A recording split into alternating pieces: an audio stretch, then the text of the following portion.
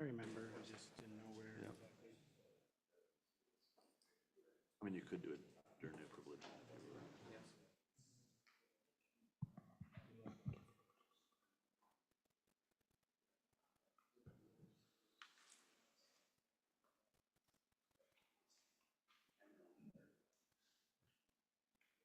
All right, we are right at 6 o'clock, so I'll call the meeting to order. And Jolene, I'm acting mayor, so Jolene, and brace yourselves, this is the first time I've done this. Feel free to laugh. Jolene, can we get a roll call? Council members Erickson, Present. Larson, Here. Miller, Present? Acting Mayor Valento. Here. Thank you. And if you are able to, please stand for the Pledge of Allegiance.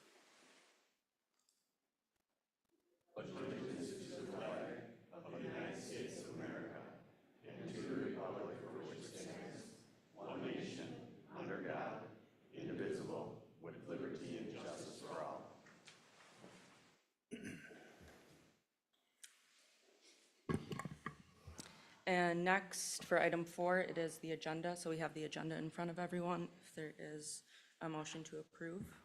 I'll make a motion to approve the agenda. There's a motion. Is there a second? Second. There's a second. Any discussion? Not hearing any. All those in favor? Aye. Aye. Next, there's awards and presentations, which there's a planning commission appointment, and I will just read the memo. And it says, the City of Forest Lakes Planning Commission currently has one vacancy due to the appointment of Kevin Miller to the City Council. Mr. Andy Aplikowski, a Forest Lake resident, has applied for and interviewed to fill the remaining vacancy on the commission. Planning Commission Chair Paul Gerard and Planning Commission Council Liaison Jeff Larson conducted an interview with Mr. Aplikowski on June 26 and have now moved forward a recommendation to appoint Mr. Aplikowski to the Planning Commission to fill the term vacated by Kevin Miller. So with a recommendation by Chair Gerard and Councilmember Larson, it is recommended that the council move to approve the appointment of Andy Aplikowski to the Planning Commission. Is there a motion? Also move. I'll second it. Any discussion? All those in favor? Aye. And then next, we have the open forum.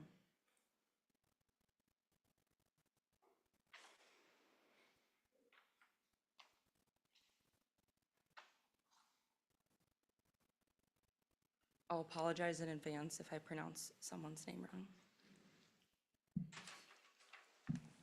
And it looks like we have two. The first is Chuck Higgins.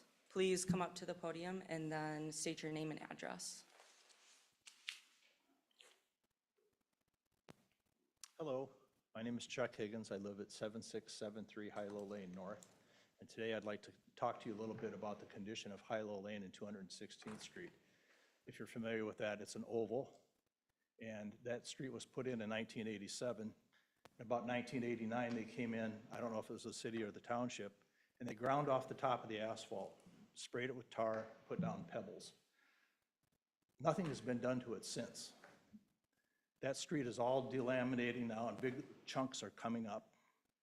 There's loose gravel everywhere.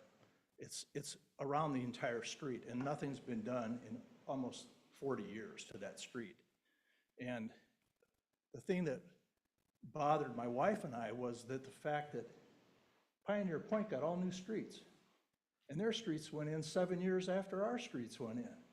So they got new streets. Their streets weren't nearly as bad as our streets, and yet here we sit and our streets are chunking out. You can actually go up and pick up chunks of it and it's all delaminated. Big chunks will lift right up and nothing's been done. So I'd like to bring it to your attention at least. I have been up to the street department 5 years ago and they looked at an overhead view of it and said, yeah, it's falling apart. We'll be out. I'm still waiting for them to come out and fix the street. Nobody's done it. They did come out, somebody came out and threw some cold asphalt down in a few spots, which just made things worse. They haven't really fixed anything. So I'd like to see somebody come out. If any of you'd like to come out, I'll walk you around the block. Be happy to do that. I'll even come pick you up. So that's all I had to say, and I just hope so, it'd like to, and Blake knows where I live because I live right across the street from his parents. So, thank you. Thank you. Next, we have Eugene Hurstel. Eugene Hurstel, 10234, 204th Street North.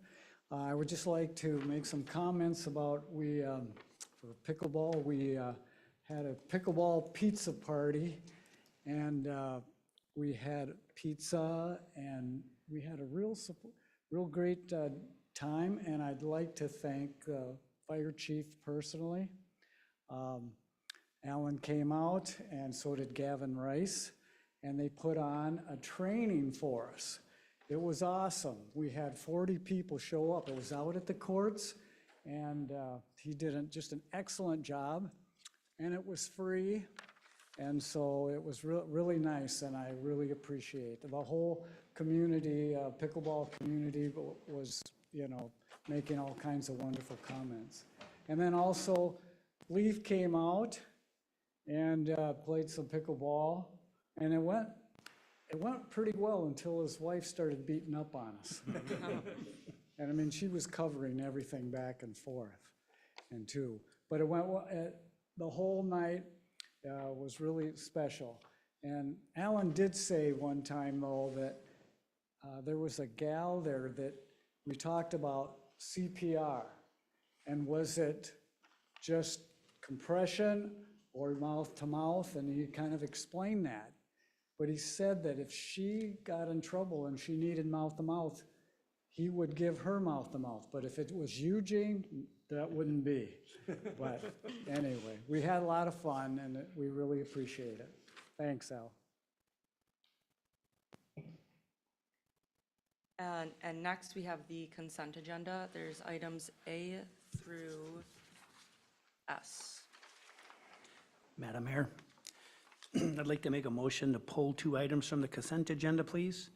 I would like to remove 7R so we can have more discussion and to supplement the names on the resolution, and 7Q for further discussion.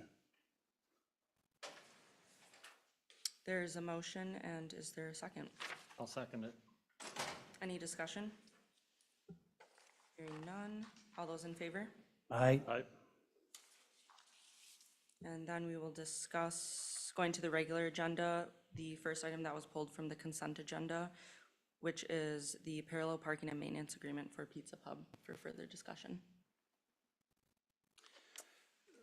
So if I could, I'd like the city to just give us a little bit more information as to where we're at exactly with this so that we know clearly what is trying to happen here. Sure. Pull up a visual aid for us. Forgive me for not remembering the exact date of the meeting, but this item came before the council as a means, first was a code violation for installation of gravel in the right-of-way adjacent to 8241 North Shore Trail. In working with the adjacent landowner made a request to the council to, that's okay.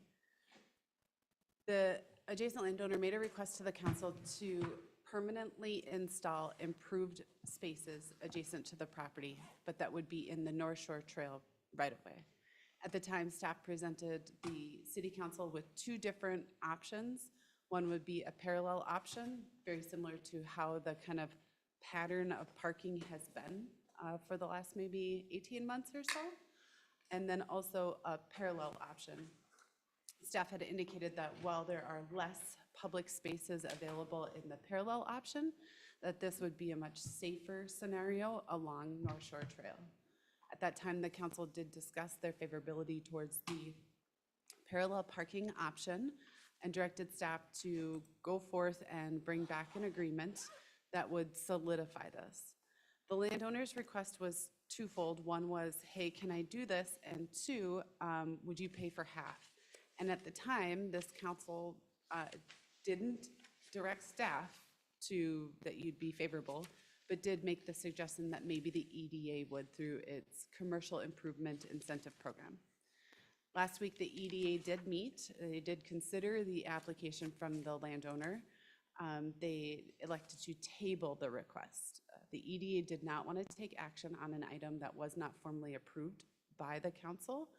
And there were some members of the EDA, it was hard to gauge consensus, but definitely would, if a vote came to probably a split vote of whether or not the EDA should be funding a portion of this, given the fact that it is public parking in the public right-of-way was the argument for potential denial. EDA has not taken action. So tonight for your consideration is the parking installation and maintenance agreement, which would solidify the landowner's request to put this in at their expense. It does not obligate the city or the EDA to pay for half. But that if he does this, or the landowner does this, they would do it to city standards and specifications, which are included in the packet. And they would end up having to get a right-of-way permit and have a pre-construction meeting. As a reminder, this would be public parking available to anyone in the area, though we do acknowledge that it would probably predominantly be used by the restaurant's patrons. Does that help? It does. It threw me off because when I saw the packet information, it only showed the vertical parking. It didn't show the parallel parking. You know, it only showed the cars as we see it in the sketch here. Well, and that's where the line is what the, would be the improvement. Right. I understand the aerial still has those cars in there and it does make it a little confusing. What would happen with that additional space that's there? So even though it's showing the spaces kind of right up against the fog line of the road, they actually would be pushed back a little bit farther. There wouldn't be as much green space between the existing head-in parking spaces on private property. There would be a little bit more of a buffer between the actual driving lane, the fog lane, and those parking spaces. So like a small shoulder? Correct. And how would we enforce that parking so that it doesn't end up like I see in the sketch here with the cars parked parallel or vertically? Chief Peterson isn't here tonight, but it would be a police enforcement matter. Don't know the specific citation that would be issued, but my understanding is police would then, when we have the designated parking, parallel parking only, they could cite for a parking violation in that area. Just to be clear, we've already put up signage that signs this for parallel parking only. So the signage does indicate that it's parallel parking is the appropriate form of parking there at this point. But of course, that's not happening. So my other question then is there any other areas in the city where we have parking in our right-of-way? Anywhere like along the Highway 61 in the downtown. Now granted, that's not our right of way, that's state right of way. And it's much wider.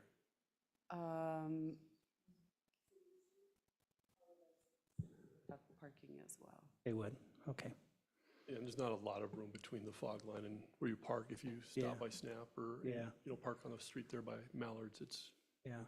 or even in front of my office, it's pretty tight. And again, the city's not obligated to pay for any of this, right? Correct. City's not obligated to pay for any of this? No, that is correct. That's all I have. Any other discussion? Well, I'll just make a note that I wasn't for this from the start of it, of parking in the right of way, whether it was horizontal or diagonal or otherwise. Due to the right of way, I don't think there should be parking on a right of way, whether they improved it or not.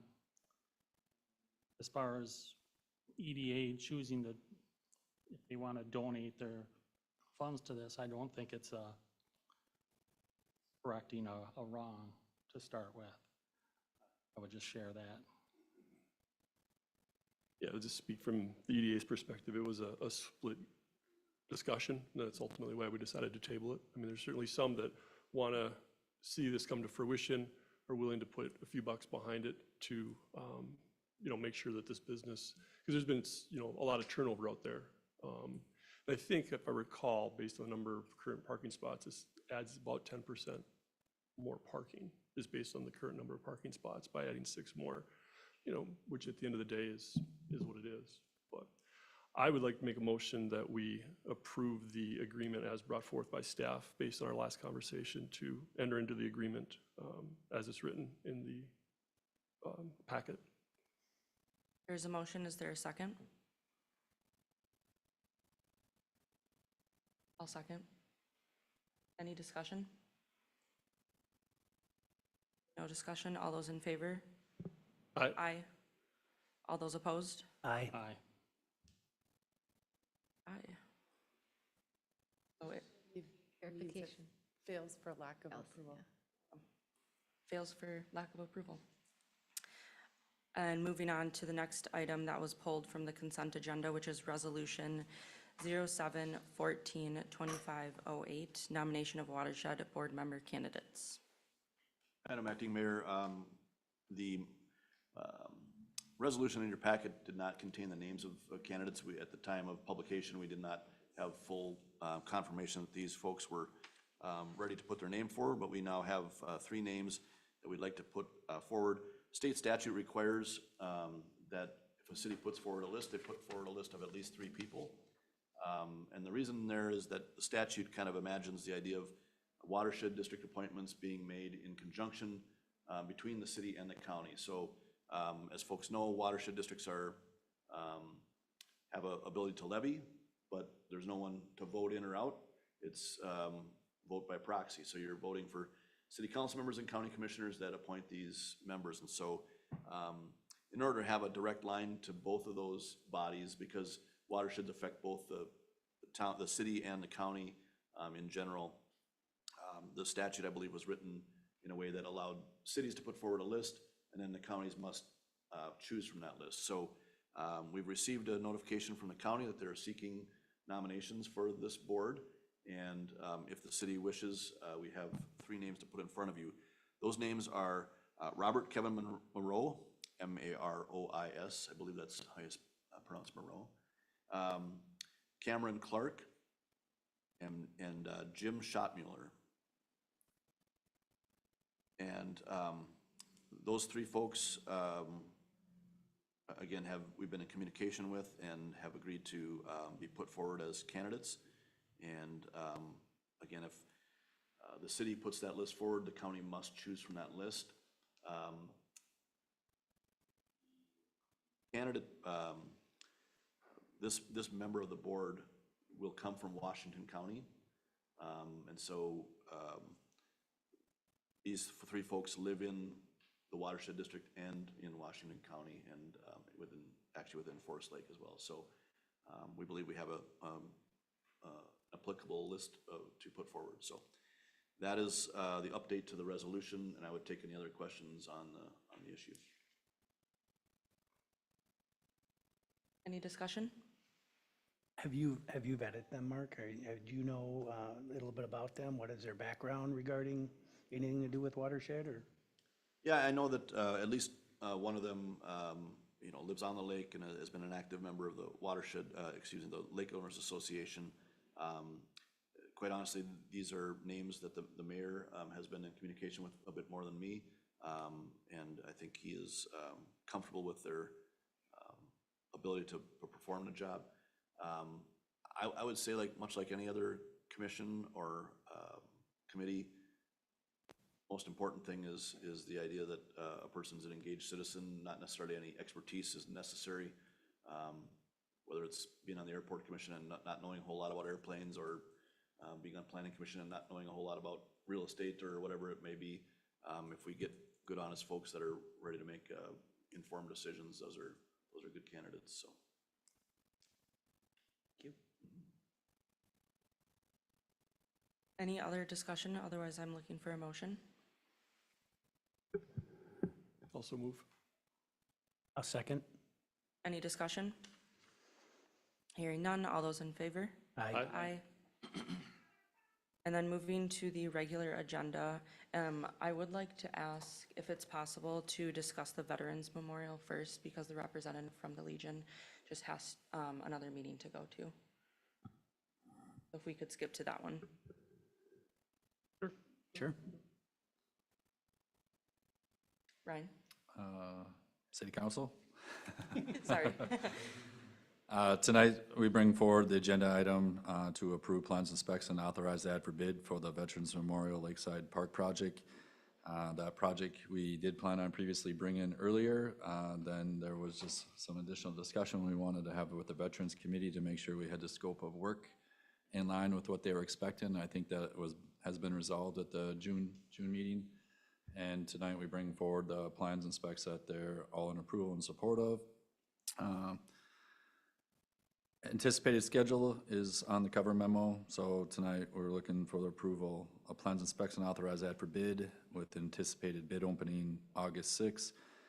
We'd bring back to the city council meeting August 11th for consider contract award, and construction would start September through November with the earliest start dates Tuesday, September 2nd, so we're after the holiday weekend and when all the activities are going on in the park. And then the work would include all the utility work, pouring the concrete footings, construction of the concrete and modular block walls, completing all the concrete and unit brick paver, surfacing and attaching the century structures with medallions. Center sculpture attachment will be completed at a later date. So project would be shovel ready with all the work completed other than the center sculpture. That would be coming at a later date. So if there's any other questions, let me know. Otherwise, we're just looking for formal approval from the city council here tonight to approve plans and specs and authorize ad for bid. And I will allow if anyone from the Legion wants to come up and discuss it further, feel free.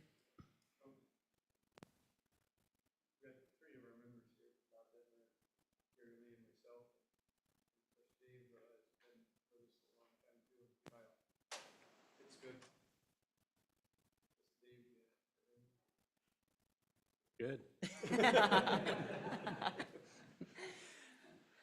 Okay, any No, further? we worked on this really hard, and there's been a lot of tinkering with the plans, and Bolton Mike has done a great job of working with that group and picking colors and picking different pavers and colors of granite and all this stuff. So it was supposed to be to you here in June.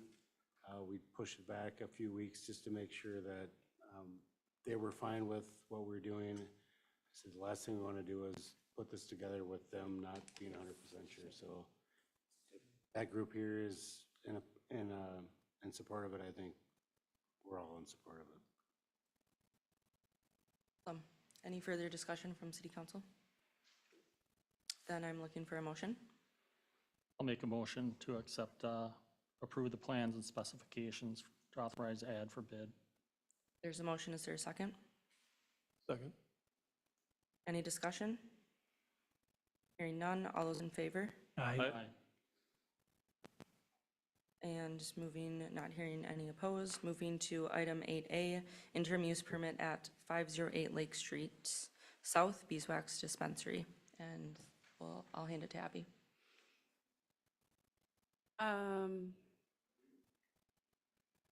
Thank you. So Beeswax Dispensary has a proposed, or requested an IUP, so an interim use permit for a retail cannabis shop located at 508 Lake Street South. This would be in the MU2 zoning district, and it is a zoning district that would allow for retail adult cannabis sales.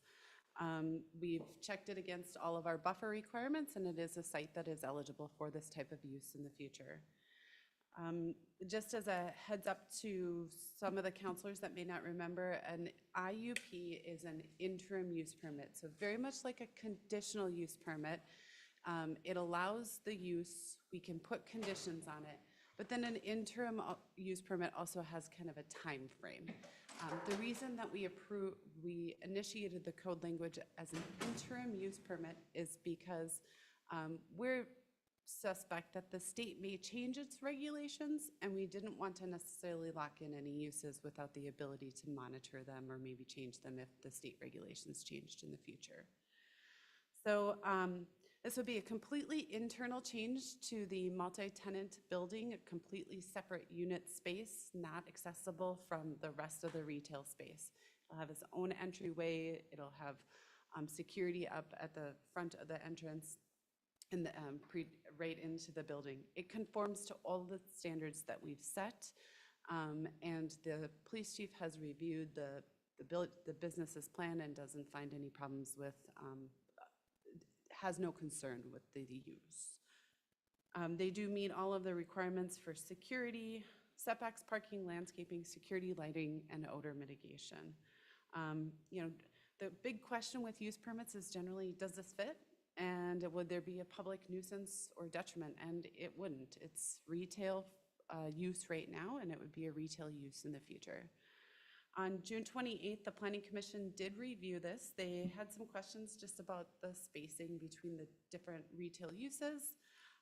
They had some questions about security, but overall, the Planning Commission found that it conformed to the intent in the code and did recommend approval with the 12 conditions. So tonight, for your consideration, I should note, the Planning Commission did want the IUP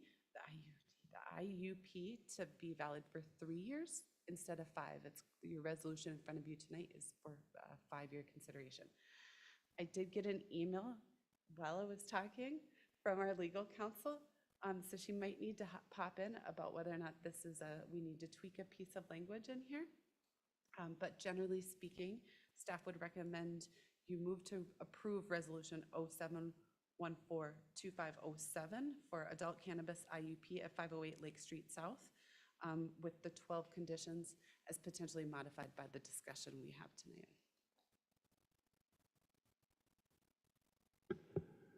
Any discussion? I'm curious what Amanda is worried about. Thank you, Your Honor Counsel. It looks like it's okay. The thing I just wanted to make sure was that it does expire automatically on the 30th. There isn't any additional action that council has to take. That's just the end date. And it also automatically terminates upon the expiration of any licensing. So if they lose the state license for some reason, this automatically expires. I think that's important for the council because then there isn't this sort of awkward having to bring it back to the council to decide what they're going to do with it. It's just, we're starting over and you'll have to reapply if you want an IUP. And of course, if they've lost their license, there's probably some sort of reason behind that. And so then we have the ability to deny the application at that time. So I am good with the language that's in it. Maybe one thing to just clarify, and maybe legal counsel can, different from a conditional use permit, an interim use permit, as I understand it, correct me if I'm wrong, runs with the owner and not just with the land. Is that fair to say, or is it, could the ownership change and that kind of thing? So that, great question, and Your Honor Counsel, that is why we put this in here, or planned for it in the code to set them up as IUPs, is because technically they are a land use, but because it is tied to that specific license, you can't exchange licenses or registrations. Actually, that's not entirely true. There's some licenses that the state can exchange, but you cannot swap registrations. So in other words, if I come in as Amanda Johnson and I get a registration for beeswax, I can't then transfer that registration over to John for that. He has to come in and get his own. And so that is the way that this is written is essentially my registration, is terminated when I'm done, and then this IUP would automatically terminate. So any new entity would need to come in and get a new IUP. That's not necessarily always true for IUPs, but that is true in how this particular IUP is structured. Thanks for that clarification. Amanda, what's the main purpose? Like the commission was looking at 3 versus 5. Is there that much of a difference, or what would change that if we went with the 5 versus the 3? Or If you don't mind if I can hop Not in. at I all. think our planning commission was just concerned this is a new type of use in the community, and whether or not we would grant an entitlement to something so new, and just concern of whether or not we'd want to pull that in a little bit just to see how things go.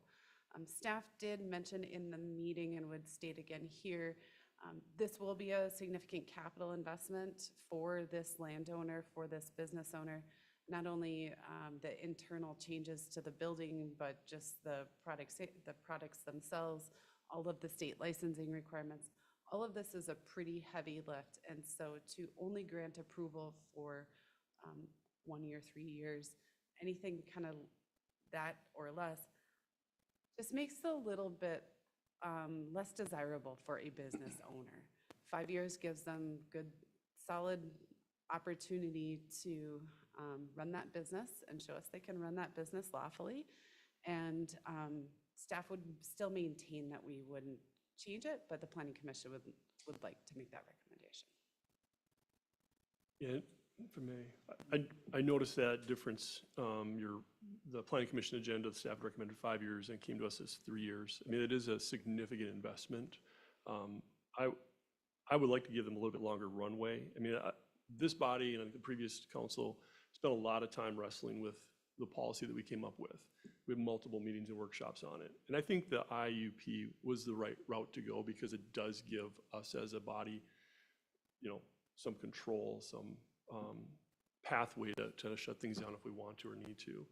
But as we start thinking about these businesses coming into our community and just the fact that it's an IUP versus a CUP is in and of itself a little bit probably concerning for a business owner who's making that capital investment.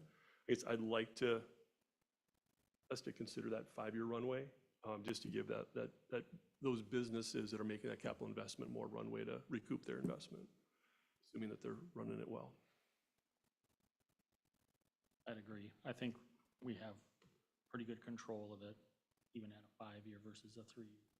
There's problems that the city will. I agree, and I think with the fact that they also have to have state licensing, so there's like an extra layer of another governmental entity looking at that business, I'd be comfortable with 5 years as well. Any other discussion? Then I'll be looking for a motion. I'd like to make a motion to approve Resolution 714-25-07 with the following 12 conditions under that permit, from use permit.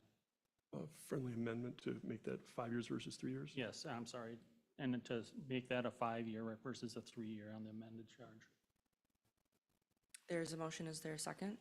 I'll second that. Any discussion? Hearing none, all those in favor? Aye. Not hearing any opposed, we can move to item 9, discussion. And the first one is the concept plan for Bittersweet subdivision. And Abby.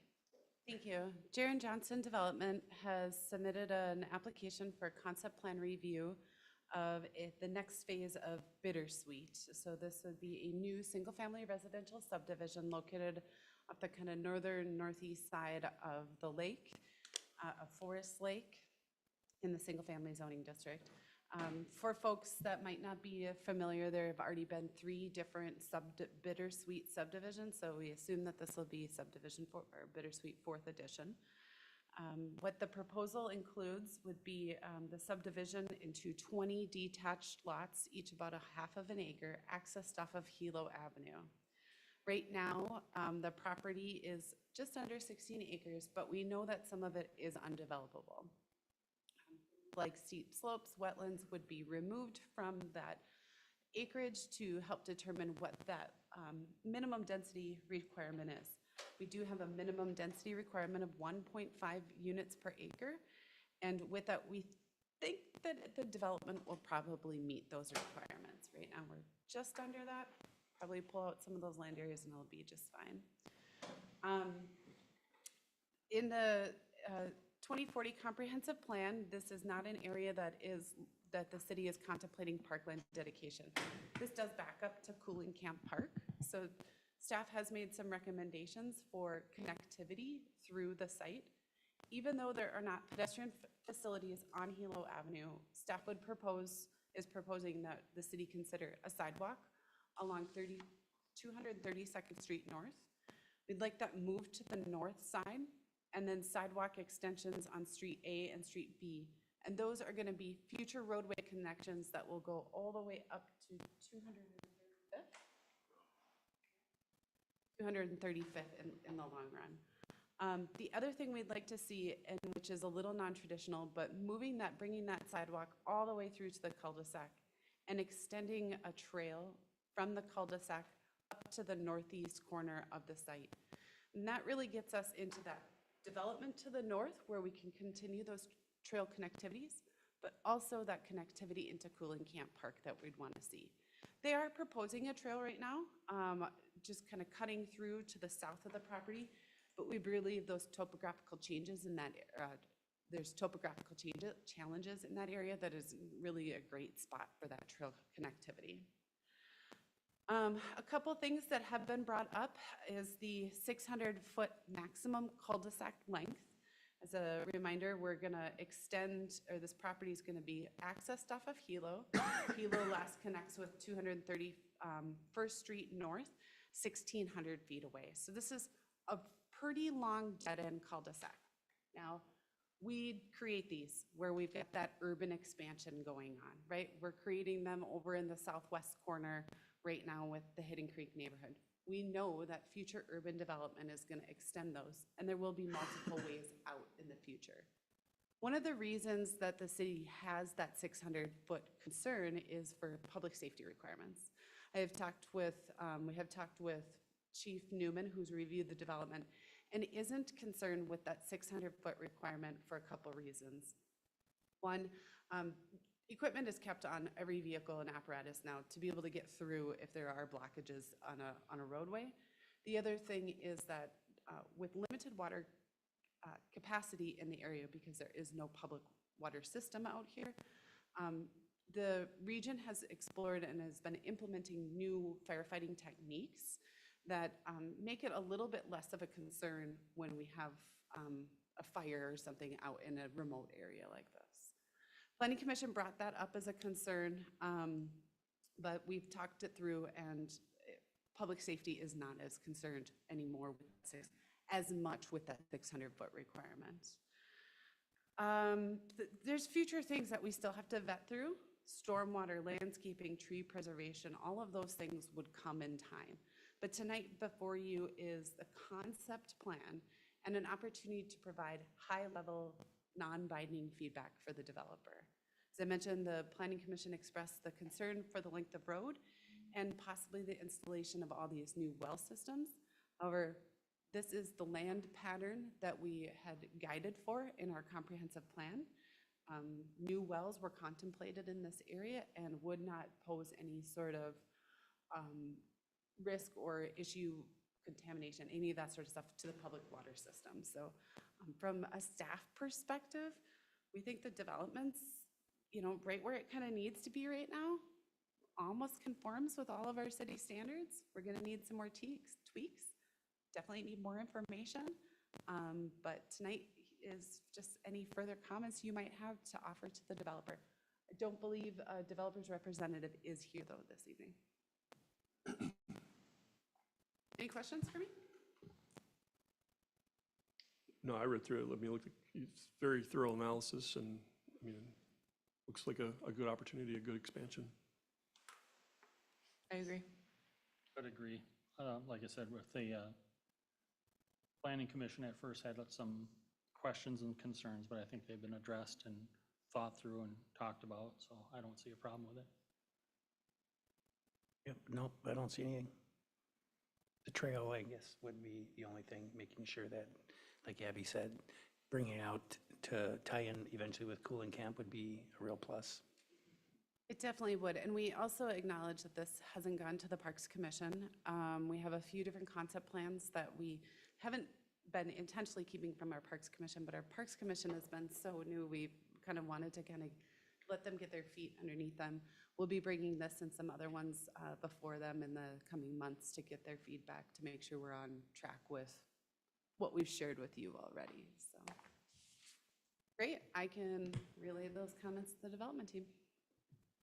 Awesome, thanks Abby. Thank you. Moving to the next one is sketch plan for Tim's Marina, and Abby again. Thank you. Tim's Marina is located at 9080 Jewel Lane North, and tonight for your discussion is a sketch plan. Slightly different than a concept plan. A sketch plan is, again, still high-level, non-binding comments, but this is usually used as a pre-application tool. The developer or the landowner knows that they'll need to move forward with applications in the future and really wants to kind of gauge the sentiment of the Planning Commission and Council before application submittals are made. So just to give you, I'll give you a high level of what the site is, what the proposed development scenario is. I know the landowner is here, does have some drone footage to show you of the existing conditions of the property. And then I would say it's just to help provide some feedback. So Tim's Marina is a seasonal RV site and marina that's been in existence since at least 1974. We don't actually have the original conditional use permit here on file. We just have township minutes. We also do have some minutes and at least one conditional use permit amendment from the township. So we've kind of pieced together, we know it's been around for a while, it's been amended a few times. But really, the city's permission kind of solidified, we brought into the city when it was annexed into the city, that became a legal non-conforming use. Legal non-conforming uses are allowed to be maintained in the city. But in 2002, I believe it was, the DNR issued them a public waters permit, and that really kind of solidified the use here for 66 Watercraft. The changes that are being proposed would be the replacement of 2 homes on the property, a garage, and the addition of 2 docks for up to 78 more boats on the property. So this is the current configuration. This is a wintertime leaf off photo, just so you know, or a springtime leaf off. All of the white dots that you see here, those are the boats that are brought in and stored on site in the wintertime. This kind of gives you a better idea of the current conditions. The pink are the seasonal RV slips, and then green being some open space and parking, and then the dark gray being the boat slips themselves. We have one long finger dock, some RV dock spaces, both along the shoreline and in each of the 2 bays or lagoons. Along the east bay where they do the boat launching, there is seasonal mooring slips through here. So I don't have a current or a springtime photo in this plan set, but know that that is on the drone footage you'll see today. There wouldn't be several so what's being proposed would be adding in 2 more of those finger docks or dock systems, keeping the configuration of the other docks on site. There would be some removal of those seasonal RV spaces and some of those seasonal slips, boat docks as well.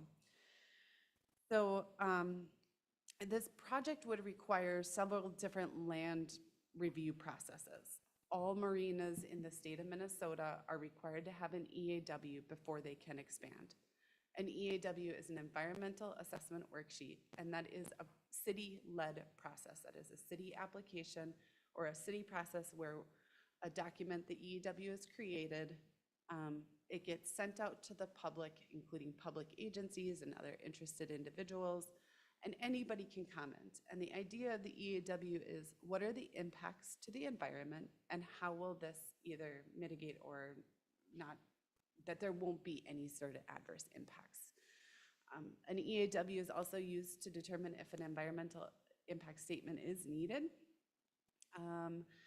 If the EAW is approved and an EIS is not needed, then the applicant could move forward with an application for a conditional use permit and any associated variances with the development at hand. If that application process was approved by the city, then they can apply to the DNR to amend the public waters permit for additional docking. Lots of steps to get through. And so, yeah. So the slip addition, today on site, there's 96 slips, and this would increase to 172 slips. Well, those in-water impacts might be less concerning. Their planning commission did bring things up like turbidity, and there's been concern about maybe bumblebees and Blanding's turtles. It's been more the concern of staff as well as the draft EAW review of the ancillary on-land impacts that adding in this many slips could create.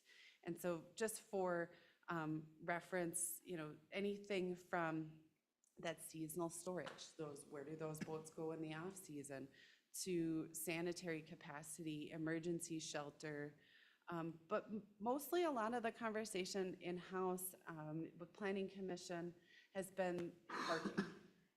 Where do the trailers get parked and where do the users park if we now have twice as many boats on the water?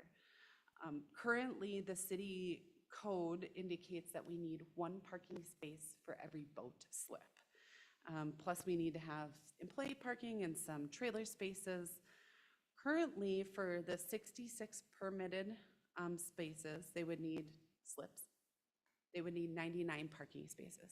There's 91 on site. So they're slightly less than conforming with the code. The code requires that 1.5 spaces. They're at 1.37. So they're just slightly under the city code requirement for the permitted amount of dock slips. However, there is actually 96 slips and watercraft on the site.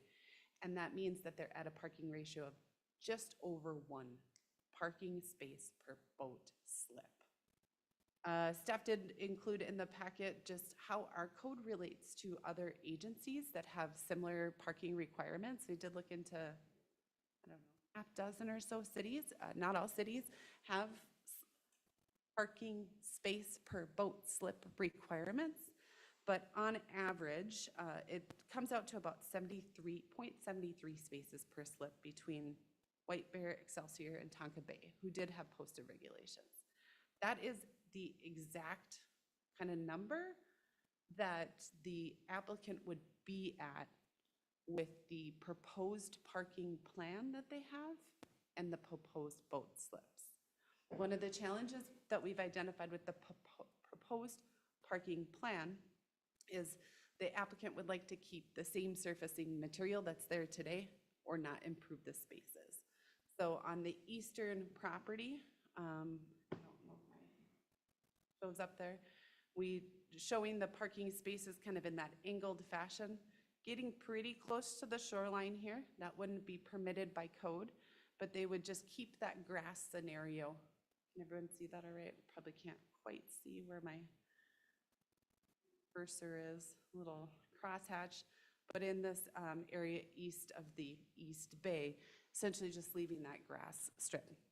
And the Planning Commission did review this. There was concern over that surfacing material. There were some members that did think this should be improved parking. That would trigger watershed district, most likely trigger watershed district requirements. But the concern wasn't just about the wear and tear on the grass and maintaining that grass, but also just the impacts you could have for erosion and sediment or automobile fluids getting into the water in this location without having that improved surfacing there. Question has been raised by the Planning Commission for traffic study needed. I will say in my staff report to the Planning Commission, and I can't remember if I changed it, there is a small bypass lane and there is a right-hand turn lane for eastbound traffic. So there is opportunity for vehicles to get out of those driving lanes to get into the site. Question was raised about just the increase for gasoline sales and whether or not there would be changes to the gasoline system there, need for storm shelters. Planning Commission also raised charges about concerns or questions about SAC charges and sewer fees and how that was addressed on a seasonal RV site like this. And then the increased accessory structures with those RV uses. I think overall, the Planning Commission was kind of just concerned about all that's happening there, not necessarily just with the boat slip expand. Lastly, the other part of the application would be the removal and replacement of the 2 residences on the property and a garage that's associated with one of the residences. The proposal would be to replace them in kind, generally speaking, but what would end up happening would be to move them further back from the right-of-way, particularly for Highway 97, which does push them closer to the water, which would also need a variance in the future. Because the applicant is going to have to go through this environmental process and the conditional use permit and the variance process, we've asked them to identify all the things with the future development so that we can address all of the future development scenario at one time, to assess whether or not all those cumulative impacts is maybe too much. Generally speaking, when it comes to variances, and we're not acting on a variance, we're not making formal findings, we generally want to stay away from our environmental, resources, but in this circumstance, because we do have that state highway, it might be appropriate to move that building further away from the roadway, just for public safety, keeping it out of future right-of-way needs, those sorts of things. Overall, again, the intent tonight is to provide non-binding feedback to the landowner about their potential development scenario. The landowner will use this information to determine whether or not they want to move forward with their land use applications in the future. I'm going to stop. I do have this drone video that I'm happy to show you. I do know the landowner is also here if you have specific questions. Landowner also does have some just photos from the 4th of July to share with you. If you questions for me right now? Where to start? Can we see the drone video and then come back to questions? Yeah, I mean, if that's, yeah, hang on just a second, let me. Yeah, I just forgot to open it up here.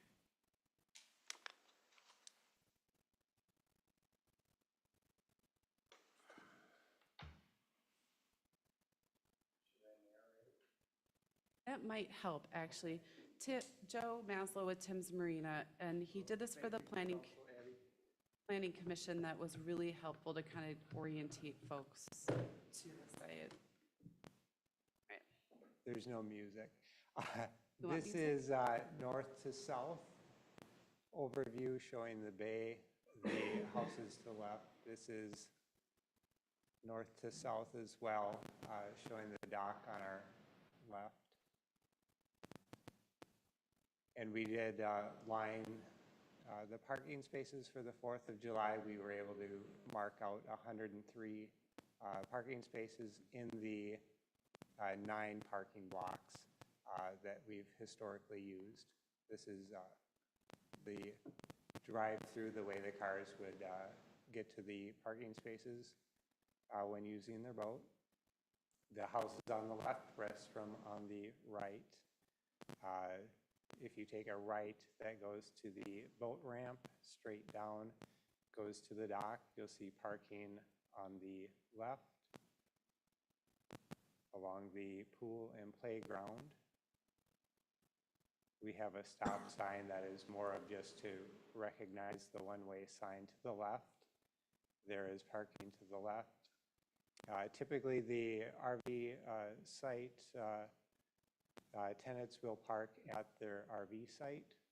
So the open 9 parking blocks are for the boat users and RV guests. We're turning around. Those are the lake sites on the left.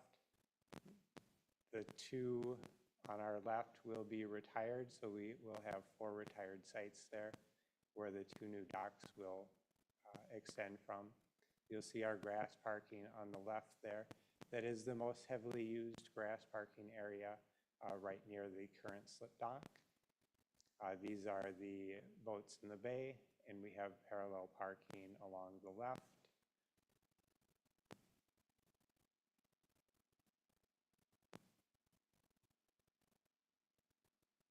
And our hope is to maintain the look and feel as it is. So we would prefer not to be required to blacktop the roads. We prefer to keep the up north feel. The exit is to the left. And we have parking on the left there in front of those boats on the south bay. Our launch is on the left, parking on the right. This is the east parking area. Those that are slipped on that area will use those. Otherwise, in the past, it was used for parking if we had a fishing tournament weigh-in.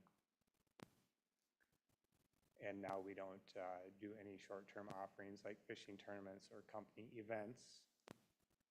And this is just well, that was a south to north view. And I did take some pictures of the 4th of July just to show that we do have plenty of parking for the increased boat slips.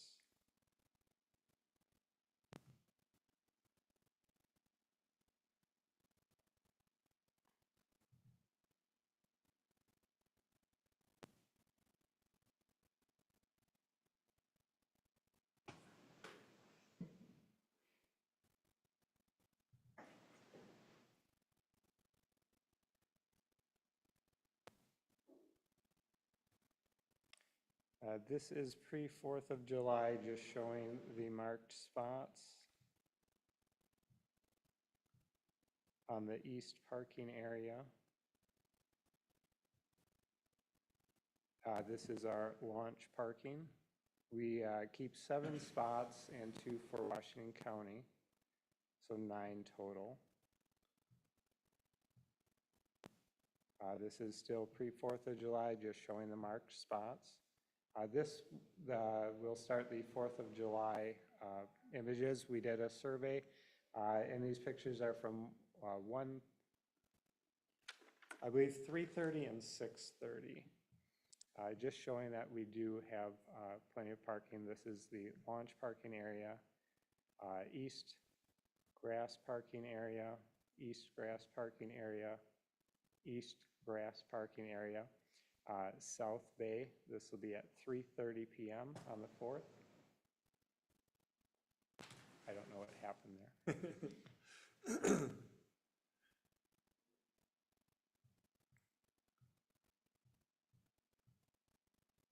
All right, yep. So 3:30, this is the South Bay. This is the area along the pool and playground. This is south to north. This is along the playground. And playground, we have some oversized parking spaces there. And all of our marked spots are 10 feet wide, just because kids. This is the parallel parking along the west side of the East Bay. This is the most heavily used parking. This is going to be at our main slip dock. This is another image at our main slip dock. This is going to be 6:30 on the east parking area, 6:30 at the east parking area, same. 6:30, this is going to be by our launch here, the gray gravel by the east side of the property, and this is the South Bay parking at 6:30. Along the pool and playground at 6:30, and this just shows the next day how the grass held up to the 4th of July parking. This shows the screening to the property to our east. It looks sparse in the wintertime when the leaves are off, but it does fill out quite nicely in the summertime to screen that neighbor to our east.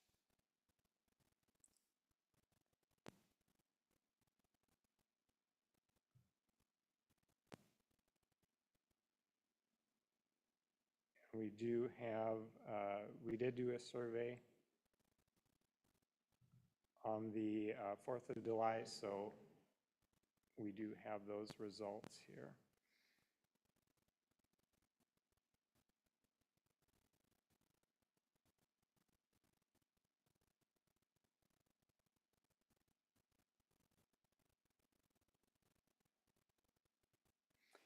And this just shows how the property is suited to handle the additional docks without interfering with our neighbors' sight lines. This is just a Photoshopped GIS image. We have neighbors to our west over here, and their view shouldn't get blocked. Our neighbors to the east, I mean, their view is blocked by our current slip dock. The new ones shouldn't add any more hindrance to their view. This is what it looks like currently. This is just a Google image showing lack of interference with sightlines. This is the proposed site plan, which is going to be pretty much the same as what we have. We want to add these 2 docks, and we're not adding parking in a sense. We're utilizing the 3 spots per site that we're retiring in 2026. Each site has 2 parking spots and a spot for an RV. So we consider that 3 parking spaces. And this is just the current site plan. This is a crude numbered slips. These 2 docks will replace 2 of the short site shore docks. And this is the result of our parking survey on the 4th of July. It was a bit windy, but it was a 92-degree 4th of July on a Friday.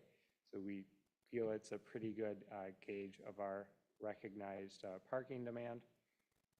We have total cars, cars assigned to boat slips, and RV guest cars.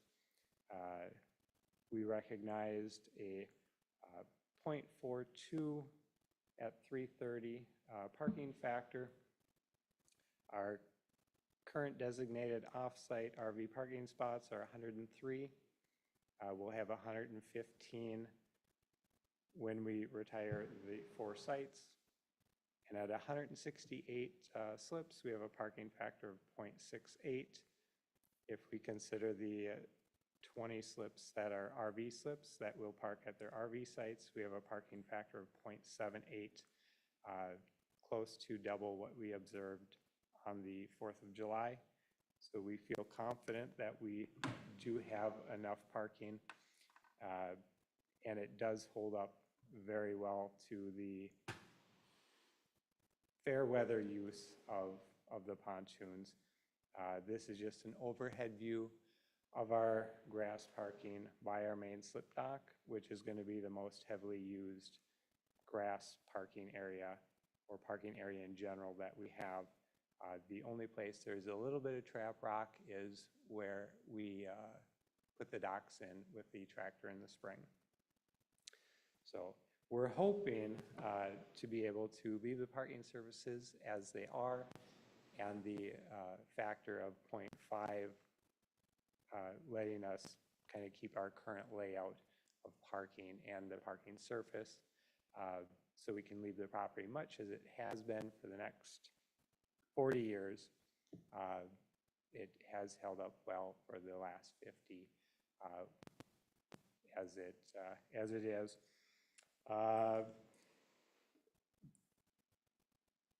There is some concern that the lake might get busier, but we observed, even on the 4th of July, 0.2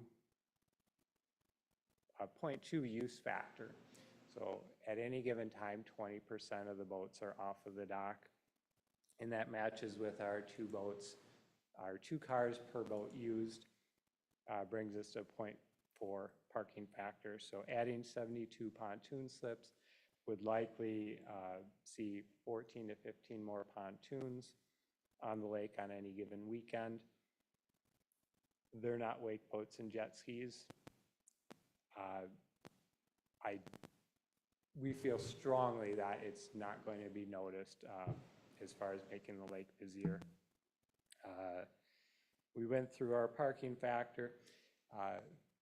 I know many cities are concerned about parking from their marinas, but they're also downtown where there's restaurants and shopping and beaches and carnivals, and all this other demand.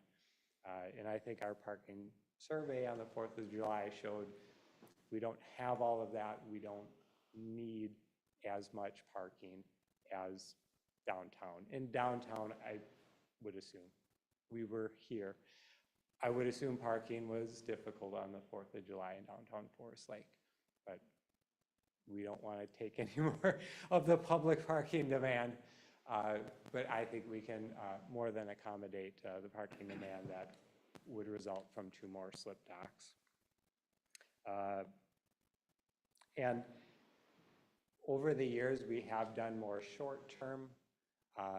We've hosted bass tournaments, the weigh-ins, company events, and in past years, we have ceased hosting those just because it creates an influx in a short time when all the bass boats come in and you get spectators. So we've kind of ceased all our short-term offerings in favor of seasonal boat slips, seasonal RV slips. It's just more consistent and less demand for parking. Yeah, I think that's our speech. I can answer any questions or concerns, and all are welcome as we work through the process here. Questions? Maybe one. So how was it on Friday night at sundown when, I mean, I live on the lake and you can almost walk across the lake on pontoons, so. Yep. Everyone goes home.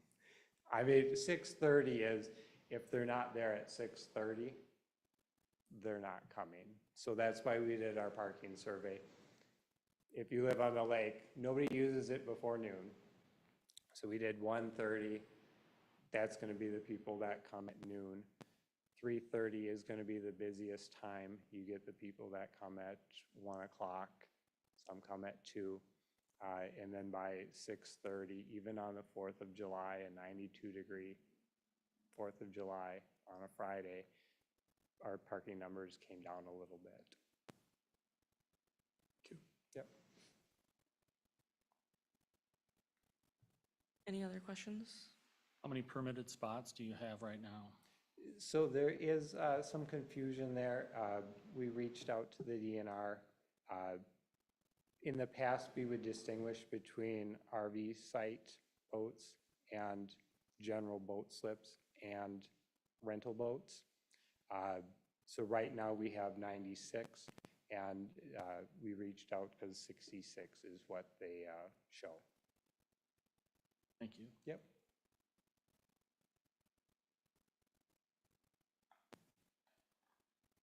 Any other questions? Comments? I guess as far as, you know, the site plan and the parking, I'm generally in favor of it. You know, I can appreciate that there's maybe a lot of concern from planning, but, you know, one has to look at what's being asked, not maybe what decisions have been made over the last 50 years. Yeah, I've been out on the lake. I was out on the lake on the 2nd, the 3rd, the 4th. You know, the 3rd was maybe, you know, arguably a little busy on First Lake. People are zipping around. There wasn't any, you know, obviously it rained on the 5th, but that evening it was quiet. You know, living in the bay, I can see there's, you know, your point 2 is probably about right in terms of Yep. how many of my neighbors actually go out, you know, besides the 4th of July. So I guess personally, you know, I'm not terribly concerned about how much busier it's going to make it, just because I know how often pontoons get used while they sit in the water all summer. As far as parking is concerned, so how that east side parking that you've shown is going to, you know, be intended to accommodate this potential influx, you've been using that for years Yeah. in that fashion, or has Yep. it just been winter storage space? So in the winter, it's for boats. In the summer, in the past, we used to have more parking demand. We'd have, if I can bring up the image, or I can just go through it. So typically, boat slip users are going to park right in this area and along west side of the east bay in that parallel fashion. The area by the pool would typically be used by rental boats in the past. We don't do rental anymore. And then the east parking area would be for bass tournament weigh-ins, and then those that have boat slip on the east side of the East Bay. On the 4th of July, it will be more used with 2 additional docks. We have, I did write the factor down. I believe on assuming a 0.42 usage rate. So we have 54 spots on the west side, 61 spots on the east side of the property. And I believe 70 is a 0.4 parking factor. So there would likely be 10 cars in that east grass parking area out of 39, so a quarter used. If it's a busier 4th of July, it'll be more used, but grass does hold up well if it's not muddy, you know, and even the most heavily used grass parking area that we have by the ramp or by the current slip dock, we don't observe that. You know, it drains well. By the time it gets done raining and people come to use their boats, it's perfectly fine. It's not, I know there are images, if they have a concert or something and people bring RVs in grass parking and it rains and they're there, and we just don't observe that. We're not a destination more than we are, I don't live on a lake or the lake. I want my boat easy to use and it's 10 minutes away, or in the case of those that live in Headwaters, it's 5 minutes away. And for the long term of Forest Lake, maybe somebody buys that house in Headwaters because they can keep their boats 5 minutes away. So we feel like an amenity. You mentioned that it wasn't going to be wave boats or jet skis. Are you going to limit it to pontoon boats? Yeah, pontoons, maybe small fishing boats. If you live on the lake, you know Forest Lake's a shallow lake. So the depth will make that a reality, combined with the fact that most of our wait list demand is from those with pontoons. Thank you. Yeah, thank you. That's all for now. Mr. Manslow, Yep. Manslow, is it? Yep. Couple questions I have. Yep. Can you tell me how many current campsite slips do you have right now? Yep, so we have 30. And And we, when I'm reading the documents of permitting, you're allowed 9. it should be 30, from what document? It should be, Well, I'm I looking- think it was 32 in the past, 32 RV sites. Well, I'm just talking about your campsite slips. The information I read in the document here says you were allowed 9. Is that not correct? I'm not, Abby, am I missing something? I'm not aware of it. I know we're 32 RV sites. We utilized 30, and next year we'll utilize 26. That might be the number of docks on the shore behind RV sites. There used to be 9 lakeside RV sites, so 9 might be the number of docks, I think RV docks. that might be a little bit better. So it's 16 mooring spaces in the harbor where the launch 16 is. mooring spaces. So how many currently mooring spaces do you have? Yep, so we have 96 boat slips currently.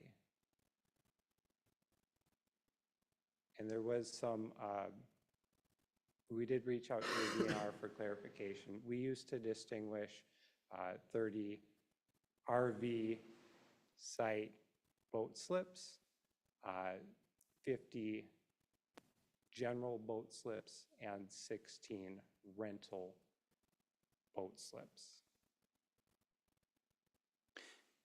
Is that correct, Abby? The information I read in the packet seems to be different than what he's telling us. So the DNR permit is for 66 watercraft. 66, that's what the current DNR permit is The for. current DNR And you permit. currently have how many? 96. How did that happen? We did, so we always considered 30 RV site boat slips, 50 general slips, and 16 boat rental boat spots. So we're assuming that the RV site boat slips were neglected in that count. But we did reach out to Dan for clarification. Have we got clarification back yet? No. Right, because, so right now, it's zoned, or you have permit for 66. Yep. And you have 96. Yes. Yep. Okay, and you want to go to 172. 168. We would be adding 72. 76, according to the math that I added up here, 38 Yep. slips on 2 docks. Yep. That's So- 76. Yep. Those 2 docks would replace 2 of the shore docks there. They would leave from the same place. So those 2 boats would then go on to that main slip dock. So each new dock would add 36, and then the 2 that are current would be there. So each dock would have 38 boats on it, but they would add 36 per. Because you're subtracting some. Yeah, yep, Okay. yep. And has the DNR given you any indication whether they think this is a good idea or they would approve something like that? They haven't. They told us to go through the process, and right now we're trying to gauge whether the city would be amenable to letting us keep our parking surface as it is, because if they require asphalt, it changes our plan. Yeah, and that brings me to that question is, Abby, what is our zoning here? Single family.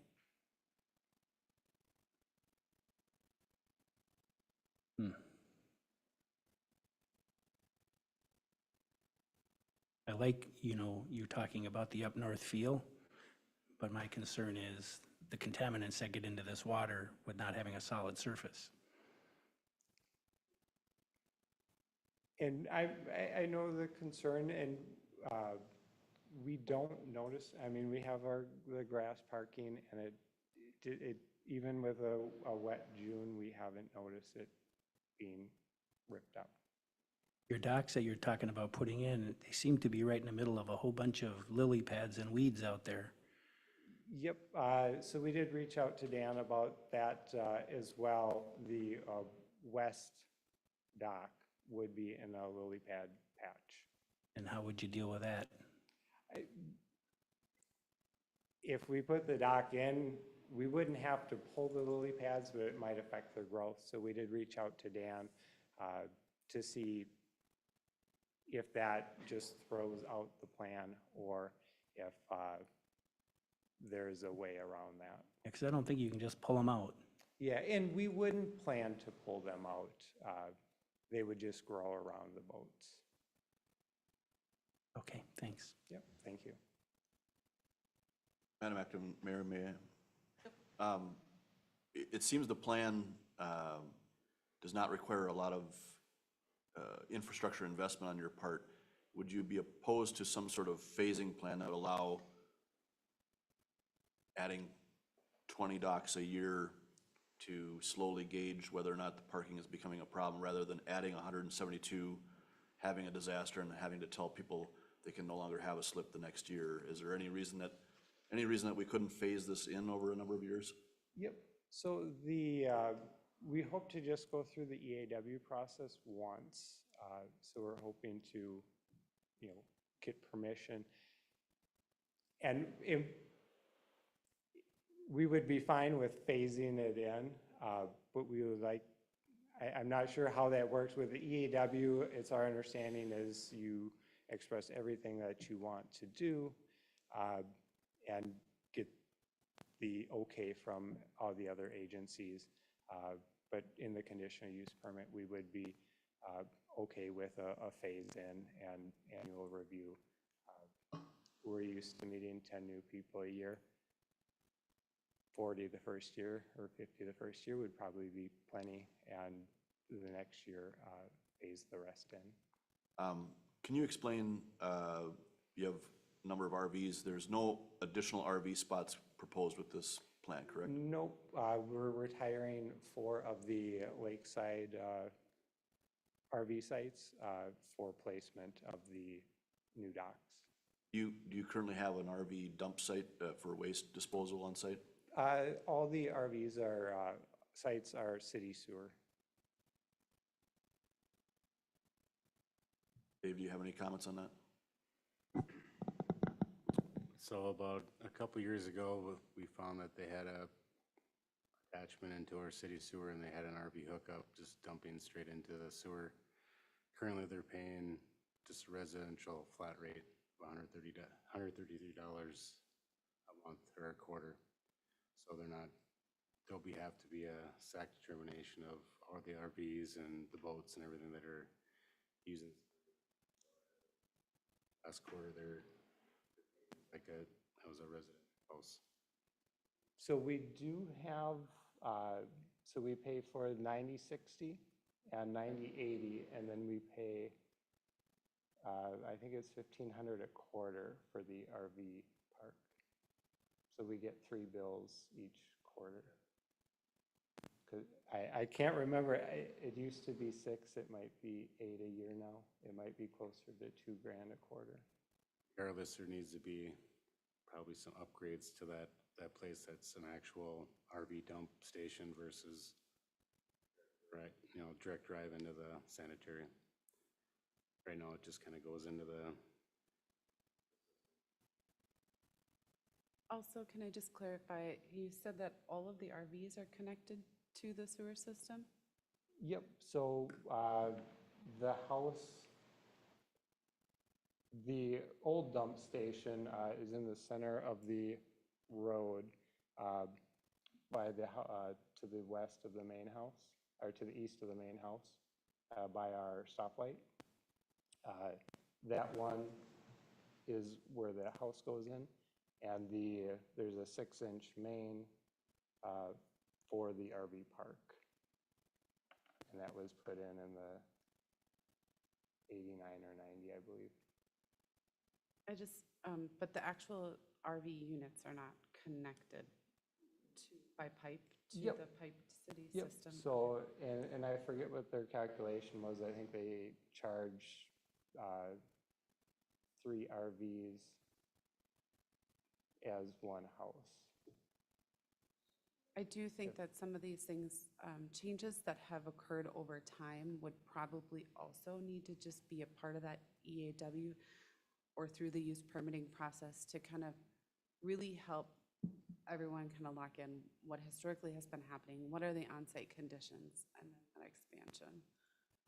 Those are some of those things we hadn't kind of gotten into thus far, but I think staff can definitely work with Joe and his team on identifying some of those other items, those on-land concerns that kind of pop up like this that hadn't been vetted yet.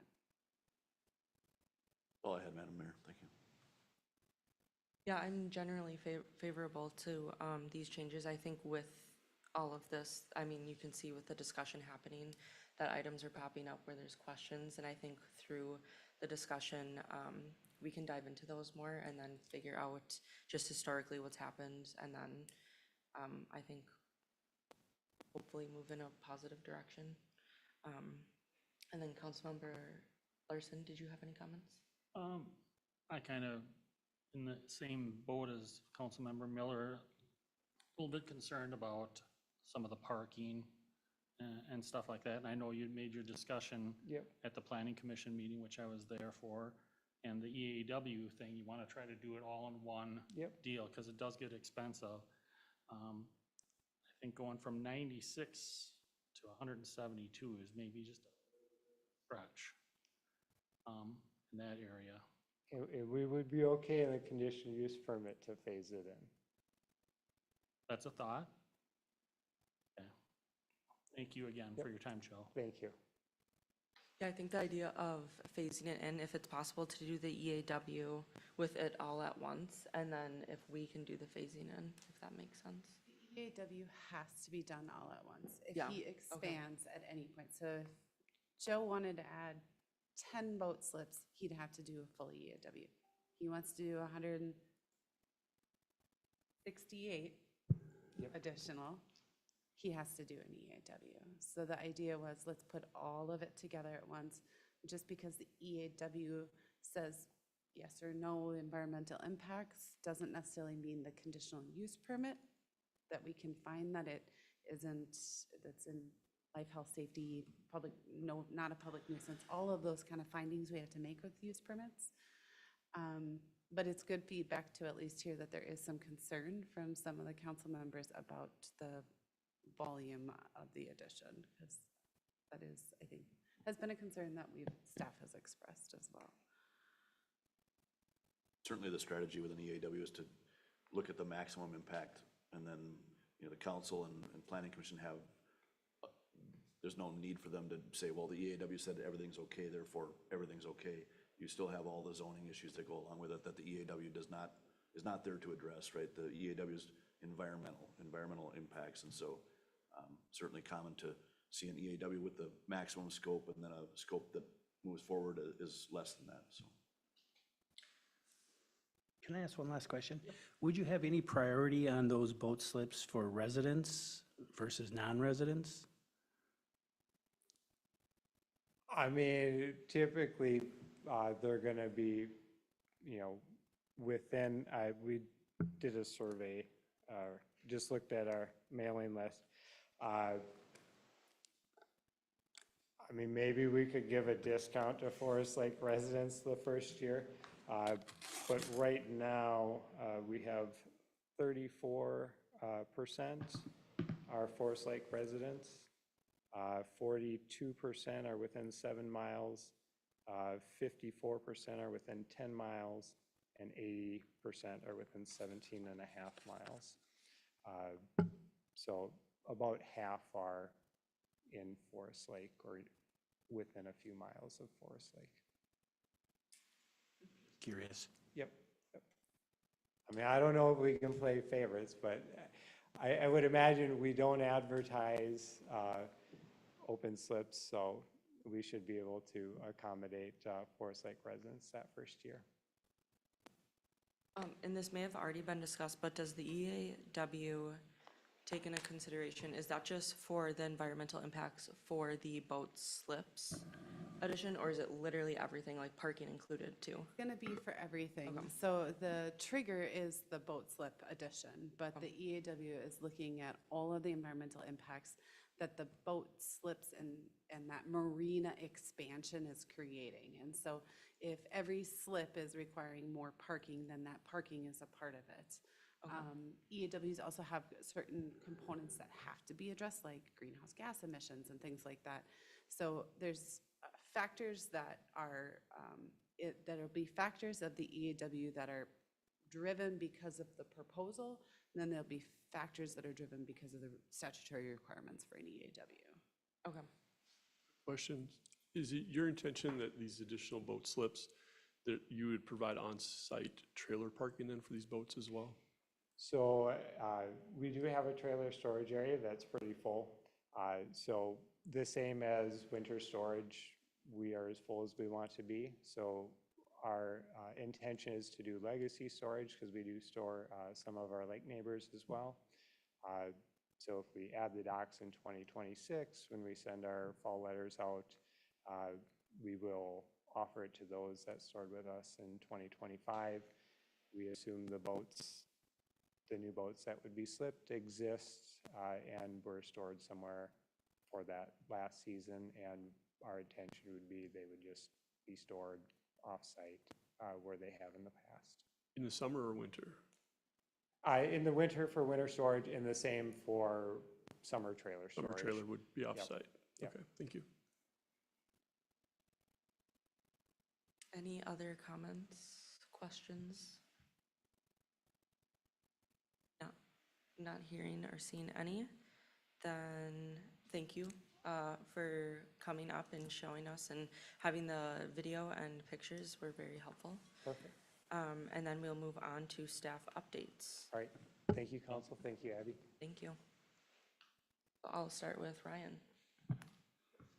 Mayor, City Council, I want to provide an update on the MnDOT roundabout restriping contract that's been awarded and moving forward, which is planned to begin at 3 locations. They did have 5, but they don't have enough funding to do all 5. So they're moving forward with the 3 locations beginning July 28th. First location is planned down in Hugo at the intersection of 61 and 170th. That's anticipated to take 1 night, then they're going to bounce up to Forest Lake and begin on potentially July 29th at the intersection of Highway 97 and Goodview. They're anticipating that to take 1 night, maybe 2. And then depending on how they get through that, then they're going to then finalize their schedule for the restriping at the roundabout in the downtown area on Trunk Highway 61 at Broadway. That's anticipated to take 3 nights. The closures will be from 8 p.m. to 5 a.m. And they know with the downtown one, they're not allowed to start on a Tuesday night because of the Arts in the Park.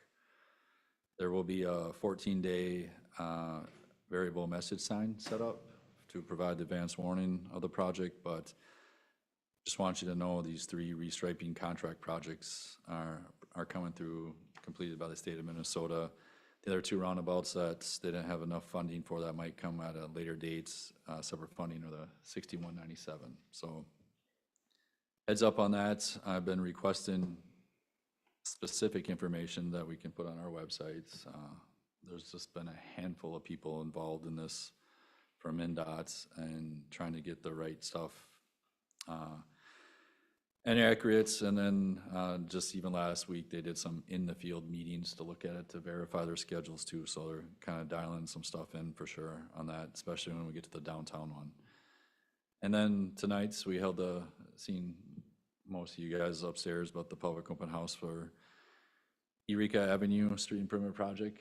That was very well attended and very positive feedback. So that will continue to move forward in the process, and next step would be coming back to you guys to approve plans and specs and authorize that for bid for that one, once we get some other final approval stuff and have that project ready. Other thing, that's some conversation going on in staging with the Highway 97 project. It's anticipated that Highway 97 will be opened from Highway 61 to Everton Avenue by mid-August. So that'll provide traffic to be able to get in there. They'll still have Highway 97 closed from Everton to where the Hornsby intersection is. So kind of some movement forward on that. And then just North Shore Trail, there's been some emails. Some residents aren't attached probably to the mailing lists or the updates, or contacting the field inspector, or looking at the updates that are on the website, but all the road closures have been well planned out. Nothing has been done or completed by surprise. There's well advanced signage, road closed ahead, and another road barrier before you get into it. We are, though, finding a significant amount of traffic that is ignoring the signage and just trying to drive through the project. And, you know, we're trying to deal with that accordingly, but, and then I think some out of frustration, then there's some emails that are coming back forward to probably city staff that's getting that stuff, and then we're following up with that, but nothing's been on planned at this point. If people are talking and you have the ability to interact with them, just make sure they're signed up for all the updates that are happening. Sometimes it's 2-3 times a week that an update might be going out. So the QR code that's on the project website page on the city's website, all the information there. Flyers have been handed out with the construction inspectors' name and number and contact info. We're following the staging of the plan as previously discussed with everyone, so it's just a large project, not a lot of ins and outs, and, you know, I did it this morning. I thought I was gonna be late for something we had going on in town, and I saw accidents on the main corridors, and I tried taking some back roads, and I'm like, nah, it's gotta be open up there, right? No, I got up to the road closure up in Zimmerman, and I had to turn around too, so I'm guilty of it too, but that's just kind of the stuff that we've been dealing with. Just kind of wanted to bring up some of that stuff, so you know that we obviously are aware of it, are trying to deal with it, and some of the other things going on with other projects. So with that, I'll open up with any questions you might have. Can you speak to that intersection that was called out in open forum tonight? Is that an area of Ilo, Ilo, yeah? I'm gonna throw a dart at that part of town, and we just pick what road to go to next. I mean, we I do mean, a I road know rating. that's some subsequence, so. We do a road rating map every year, coordinate with Public Works on where, you know, projects are going in the future, and that road is still scored well or higher than roads to the west and east of them, so. Yeah. I did look that up tonight, so I'm not just winging that answer, I figured right? you did, that's why I asked. Do you know what year it's scheduled for? By chance? It's not in the 10-year, Okay. with the current funding, it's not in the 10-year capital improvement plan. If there's no other questions, Jolene? No updates this evening. Abby? Just a few. We are doing interviews for the Assistant Community Development Director position. Hope we might have a candidate selected by the end of the week. Additionally, I am meeting in the upcoming weeks with the county, 2 different separate meetings. One is to talk about the local affordable housing aid. Reminder that there's a metro area tax for affordable housing. We talked about it last fall, kind of got some direction from Planning Commission, EDA, and Council. So I'll be working with the county CDA on potentially developing an agreement for your consideration for them to administer the use of our funds in Forest Lake. And then also meeting with the county who wants to talk about expansion, potential expansion of our local bus circulator program and what kind of needs there might be. So if any of you have any thoughts on the bus circulator program or that affordable housing aid, feel free to reach out to me. And then also, though we have not determined it complete, I am really excited to announce that we did receive a application for preliminary plat of the second phase of Chestnut Creek, only 15 years later, I think. Developer that is looking to develop the site has been working with the watershed to rectify some of the issues that really took a long time for us to figure out. So it's really exciting to kind of maybe see that second half of that neighborhood get completed in the next couple of years. So other than that, I don't have any other updates. No questions. We'll move to Dave.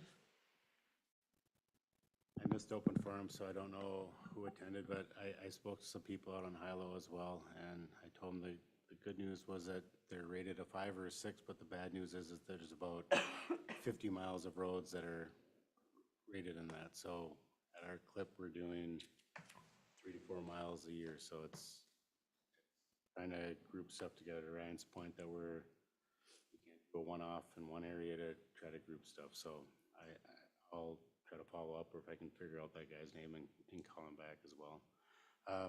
Just want to thank everybody for 4th of July. It's the 14th. It's been 10 days from now, but Police, Fire, Public Works all did a great job, I think, getting everything done for the 4th. We have much of a hitch there, and everything kind of went out kind of well. Other updates? Do you have any questions for me? Done. Chief Newman No updates. and Amanda. Yes, so just a quick update on the outstanding 463 actions. If you recall, we have one on Jensen Avenue. I'll talk about that one last. And then we have 2 others that the council approved back in April for one on 17th Street and one on Everton. The 2 actions on the action for Everton and 17th Street, they had until today to demolish their buildings, and they did not do so. So those are both being filed with the court to get default motions on. Nobody responded to those. One of those, the property owners cannot be found. It was, that we noticed them by publication because they obviously were not living at the property. They were also not residing at the address provided by the tax records, which was like someplace in St. Paul. So there's that one, and there's another property where the individual also does not reside there, claimed to be trying to find somebody to come out and do the demolition work, but it was not done. So in any event, both of those are moving forward with the court actions. Jensen Avenue property, that one is still in process of a settlement agreement with the bank, if you recall, to allow them the ability to get into the property. That's a little bit more nuanced. That one's taking longer than I am sure all of you would like. It's taking longer than staff would like or I would like, but trying to do that in a cost-effective manner, which would not include full-blown litigation for the city. So that one, but that one is, moving forward as well. Available for questions if you have any. Questions that I'm seeing? I just want to thank everyone for allowing us to make the hire on our finance director. We're happy to extend an offer to Ellie Larkin, and we'll be in touch with her and hopefully welcoming her to our team. Yeah, that's very exciting. See no comments or questions, then we'll move to mayor and council updates, and we'll start with Councilmember Miller. Just a couple things.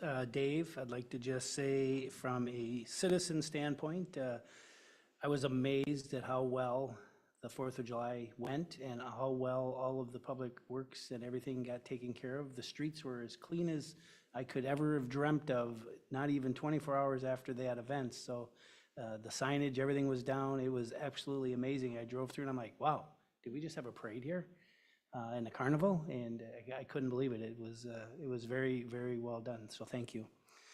I attended the longest meeting in my career so far. I went to the school board meeting a couple of weeks ago. I spent 7 hours at that meeting, and one of the major issues that they were addressing was sent back for a rediscussion, and they still haven't decided on the result yet. So maybe this week we'll hear more on that. That's all I have. Thank you. And then Councilmember Erickson. Yeah, I'd also like to thank Public Works and the police force for just a fantastic 4th of July. It was awesome, so well done. No other updates tonight. You and Councilmember Larson.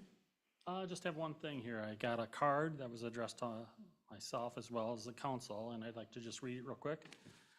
Forest Lake City Council, thank you for the beautiful pot of flowers for my retirement. It's gorgeous and a great addition to our deck. I enjoyed my 22 years with the police department, but the time has come to move on, and I'm enjoying it. Thank you again, and all the best to the city of Forest Lake. Lynn Gord. Thanks. And then for my updates, just wanted to say that I attended the open house earlier today. And then a couple weeks ago, I attended the Cable Commission meeting, in which we just discussed like our budget. We discussed the audit and things like that. And then I'm officially back from my maternity leave. So yay. And this is the longest I've been away from my baby. So I've been thinking about him. Can't wait to get back. Hopefully things went well, fingers crossed. And then thanks everyone for bearing with me today as acting mayor. And just wanted to echo for everyone else, thanks to staff for everything that they did for the 4th of July, as that is not an easy task. And it's multiple days. So thanks for the hard work that they all put in and the overtime for that. And then with that, with nothing else on the agenda, we can adjourn.